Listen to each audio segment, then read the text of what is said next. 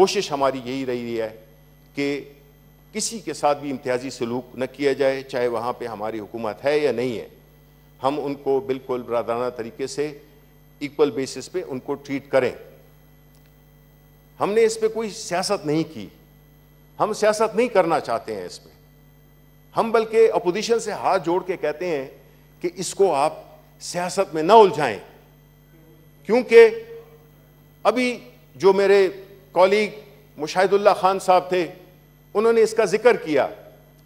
کہ وہ سیاست نہیں کرنی چاہیے، لیکن انہوں نے پوری ساری، چاہے اس میں جتنے بھی متنازع ایشو بھی ہیں، ہر چیز کا انہوں نے ایک وہ دیا۔ تو میں یہ سمجھتا ہوں کہ بجائے اس کے کہ ہم یہ بلیم گیم کریں، یہ کنفیوژن کریٹ کریں جو کہ اپوزیشن کر رہی ہے، اس کو چاہیے کہ وہ اپنا حصہ ڈالیں۔ یہ نہیں ہے کہ باہر سے آپ تقریر کریں اور یہ کریں اور وہ کریں، آپ تجاویز دیں، آپ سپورٹ کریں، بجائے اس کے کہ آپ یہ کریں کہ جی کرپشن ہو رہی ہے اور یہ ہو رہا ہے وہ ہو رہا ہے، جس کا کہ میں جواب ابھی مجھے مشاہد اللہ خان صاحب نے اس بات پہ مجبور کر دیا ہے کہ میں ان کی ان باتوں کا جواب دوں، کیونکہ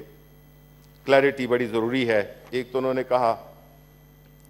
کہ ڈیزل ناپید ہے، میرا خیال ہے یہ بڑی